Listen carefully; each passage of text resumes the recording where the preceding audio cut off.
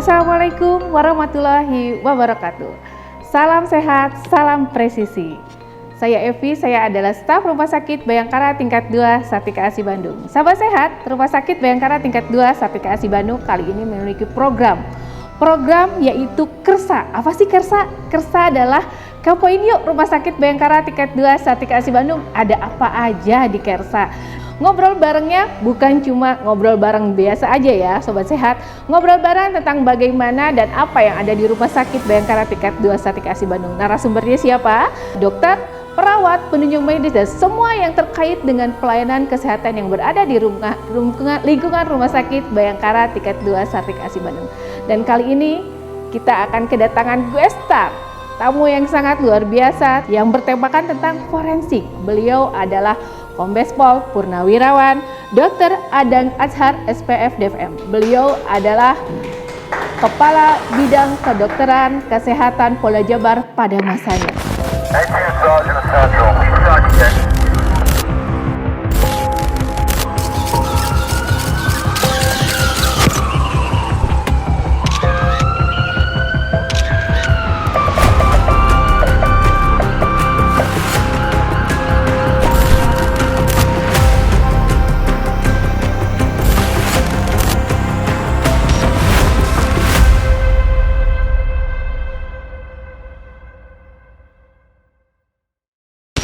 Luar biasa nih Sobat Sehat, ini adalah kedatangan tamu yang tentunya bidang forensik ini sangat terkait sekali, baik itu bidang kesehatan maupun juga di bidang kepolisian. Kita pengen tahu nih ya, Dokter Adang, apa kabar Dokter Adang?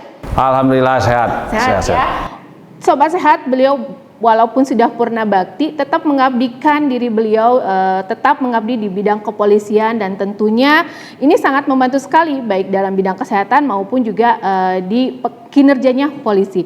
Dok, sebelum kita tahu nih forensik teh apa gitu ya Dok ya, tentunya Sobat Sehat yang sudah bergabung di live IG maupun live TikTok pengen tahu dan tentunya menjadi penasaran ya. Oh, sebelahnya ada temennya belum kita sapa. Ini adalah stafnya Dokter Adang ya, harusnya jangan pakai masker ya biar tahu ya Dok ya. Lagi batuk, insya Allah mau nularnya. Baik Sobat Sehat nih, kita sudah kedatangan tamu Dokter Adang. Boleh nggak sih Dok jelasin apa sih itu forensik Dok? Terima kasih. Forensik sebetulnya itu kan suatu ilmu ya, jadi cabang ilmu, terutama kalau di kedokteran berarti ilmu kedokteran forensik itu memanfaatkan ilmu-ilmu kedokteran untuk penegakan, kalau di kita ini untuk membantu, istilahnya membantu peradilan, berarti untuk ke masalah aspek di hukum di situ, penegakan hukum. Ya, Dok kan orang nih kalau dengar forensik tentunya hal-hal yang terkait mistis ya Dok ya. Nah kira-kira nih Dok, kalau di forensik itu apakah yang berkaitan dengan jenazah saja nggak sih Dok yang diperiksa itu Dok? Nah sebenarnya bidang forensik itu banyak sekali. Emang orang beranggapan bahwa kalau forensik wah katanya berhubungan dengan mayat melulu katanya. Yeah. Sebetulnya tidak ya. Jadi forensik ada di situ, ada yang tetap kita berhubungan dengan makhluk pasien hidup, istilahnya tuh seorang yang hidup, kalau pasien masih hidup ya. Yaitu namanya forensik klinik. Nah, forensik klinik kita di situ kan banyak kasus-kasus, khususnya sekarang apalagi yang paling banyak kasus-kasus yang paling ngetren itu kasus-kasus kekerasan terhadap anak dan perempuan kan itu. Yeah. Itu tambah lama tambah banyak itu kasus-kasus pada anak tuh. Samping itu juga ada kasus-kasus penganiayaan kayak semacam pemukulan lah ada dan lain-lain. Nah, itu banyak mereka kan minta visum hidup. Nah, visum lukanya dan lain-lain. Di samping itu ada juga semacam aspek mediko-legal, namanya itu apa ya, yang berhubungan dengan kalau ada kasus-kasus misalnya pasien ini sesuai nggak sih? Nah, ada yang suka ada dia mengeluh, aduh ini saya ini nggak sesuai prosedur atau apa. Nah kita biasanya memberikan bantuan nasihat lah istilahnya itu, bantuan bahwa kita menjelaskan prosedurnya begini ya kan kebanyakan ada malpraktek lah segala macam. Nah, kita harus meluruskan di situ. Itu bidang forensik biasanya menyangkut ini hidup juga kan itu. Konsultasi hukum lah namanya itu. Ya. Jadi tentunya Sobat Sehat seperti tadi sudah dijelaskan oleh Dokter Adang bahwa bukan hanya jenazah ya Dok ya yang terkait dengan forensik, tentunya ada yang namanya di visum hidup ya Dok ya. Nih boleh tahu nggak sih Dok kapan sebaiknya ketika misal nih kita memerlukan visum yang baik itu ketika kapan nih Dok? Misalnya diperlukan visum-visum seperti tadi dokter bilang adanya KDRT yang lagi marak pada saat sekarang ini ya Sobat Sehat, ada KDRT dilaporkan, lalu sebaiknya seperti apa dan kapan visum KDRT itu diperiksa gitu Dok? Terima kasih. Untuk ya kalau sebaiknya kita kalau forensik itu kan berpacu dengan waktu kan di situ.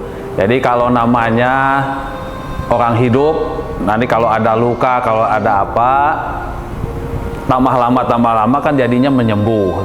Tapi kalau pada jenazah, kalau yang sudah meninggal, tambah lama tambah busuk. Nah itu kan menghambat menyulitkan pemeriksaan. Jadi kalau menurut saya ya sesegera mungkin ya itu tetap kalau namanya pada pemeriksaan korban hidup tetap diutamakan kita penolongan masalah life saving nyawanya dulu. Nah, baru nanti penanganan masalah luka-lukanya bagaimana. Nah itu.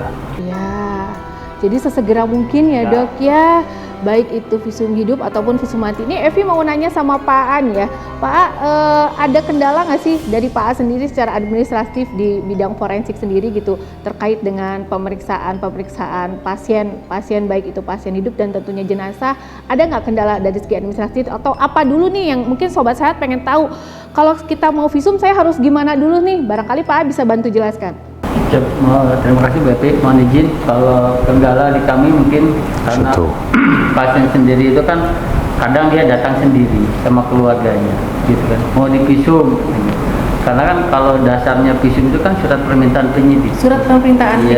Jadi saya sarankan jadi keluarga melapor dulu ke pihak kepolisian atau polsek terdekat yang ada di dekat rumahnya gitu.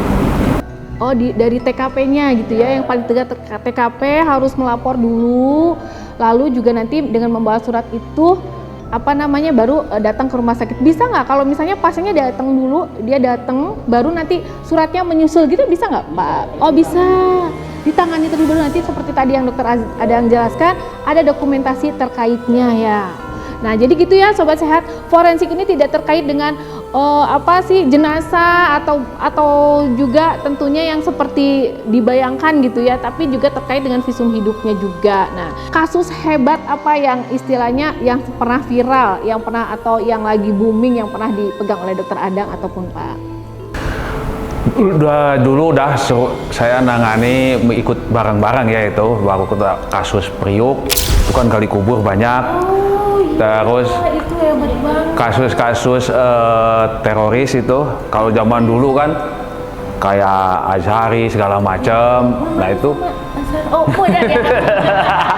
beda. Ikut waktu itu kan saya di rumah sakit Kramat Jati kan dari situ banyak. Terus kalau yang pas zaman ini dulu ada kasus yang sangat saya dengan pengacara hebat tuh dulu di Batam tuh sampai saya jadi saksi ahli berapa kali itu.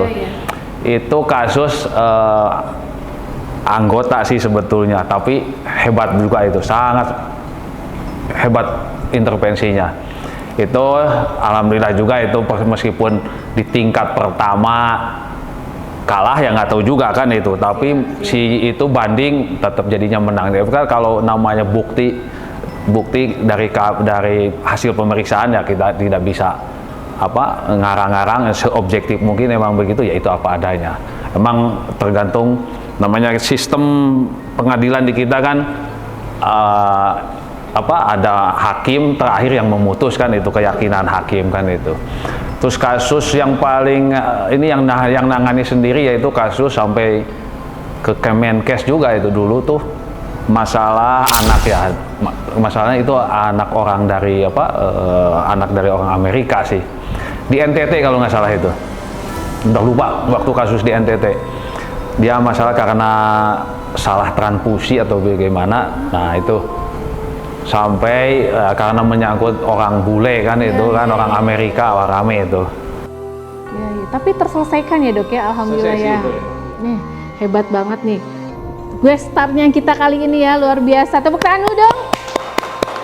Nah, Evi sekarang ke Pak A nih. Pak A selama 11 tahun Pak A di bidang forensik ya, tentunya meskipun tentunya Pak A sudah mendampingi beberapa dokter forensik nih. Kira-kira kasus yang pernah Pak A dampingi dokter forensik yang hebat, yang sampai ibaratnya menguras segala energi, pikiran, dan walaupun misalnya Pak A hanya mendampingi tapi kan tentunya ikut andil dalam hal itu. Kira-kira apa nih Pak? Kalau secara keseluruhan sih alhamdulillah ya, yang saya dampingi dokter-dokternya kan saya cuma mendampingi apa yang ditugaskan sama dokter forensik.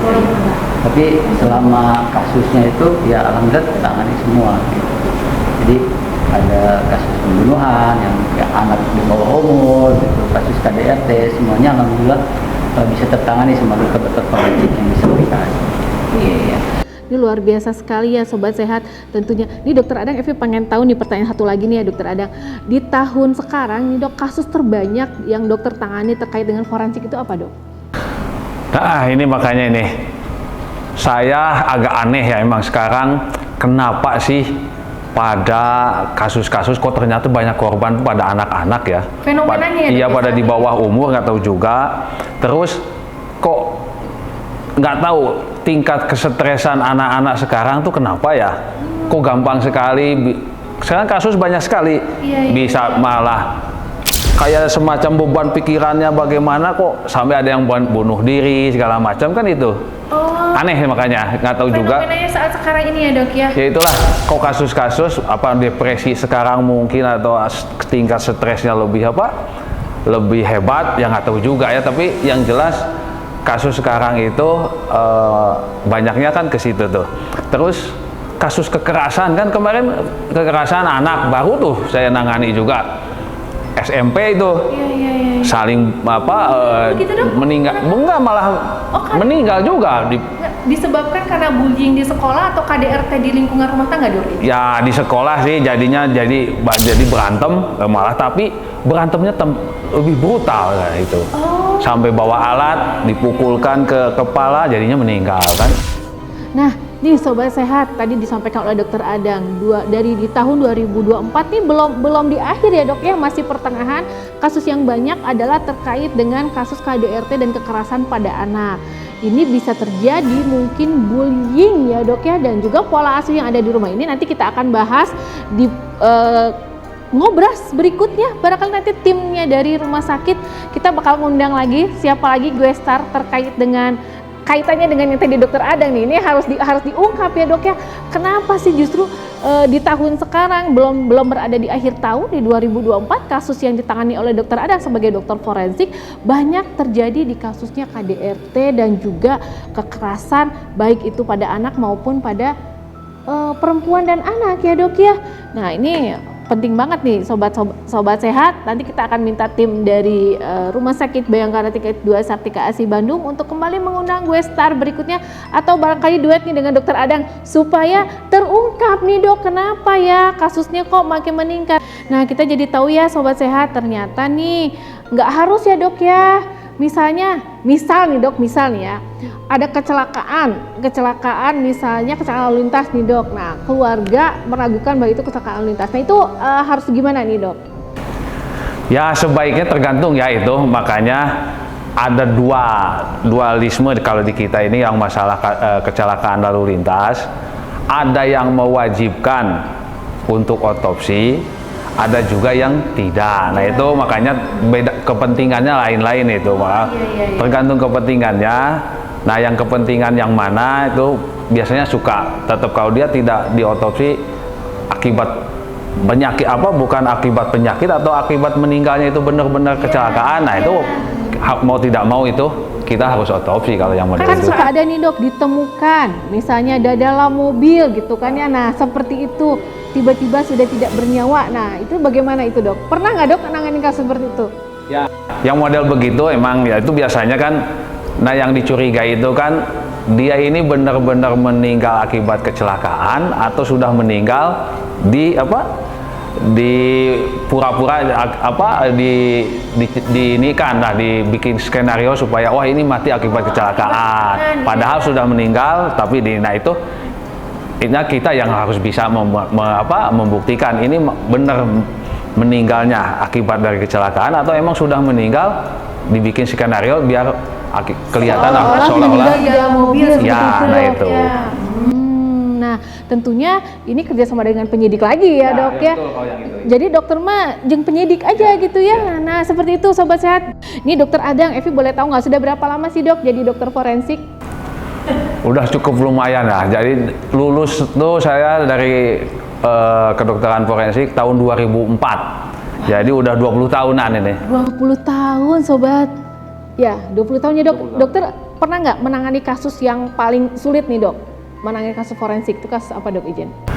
Sebetulnya ya kalau kita menangani dari awal tidak terlalu banyak hambatan, tidak banyak yang hilang. Kalau cepet-cepet sih hampir semua bisa. Tapi yang sulit itu ya kalau sudah ada faktor-faktor penyulit, terutama masalah-masalah pembusukan. Nah itu sering dulu waktu gali kubur segala macam kan, udah capek-capek gali kubur, ternyata apa yang kita duga atau apa yang kita perkirakan, wah mudah-mudahan ketemu di sini, taunya udah hilang. Nah itu faktor-faktor yang mempersulit di situ biasanya. Kalau kasus secara keseluruhan, pengalaman saya sih hampir semua jago-jago sih penyidik kita juga, dengan kita bantuan dari bantuan teknis dari kedokteran forensik bisa lah mereka, terutama penyidik-penyidik kita yang ada di lapangan.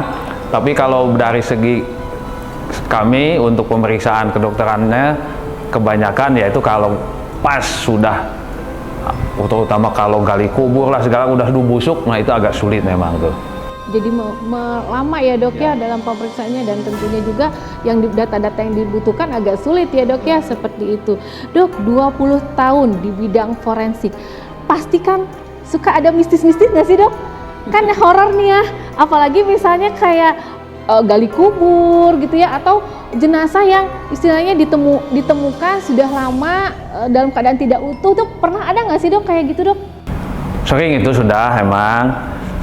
Kalau pengalaman ya mungkin itu mistis segala macam ya, saya sih berpikirnya sebagai profesi kalau kita menjalankan sesuai dengan keahliannya, kita tujuannya emang membantu penyidik untuk mengungkapkan sesuatu kasus, alhamdulillah sih sebetulnya tidak ada. Dulu pernah emang, tapi ya nggak tahu ya, tapi itu saya pernah dulu, tapi itu waktu pas zaman sekolah, pas tahun keberapa ya, waktu penelitian kalau nggak salah.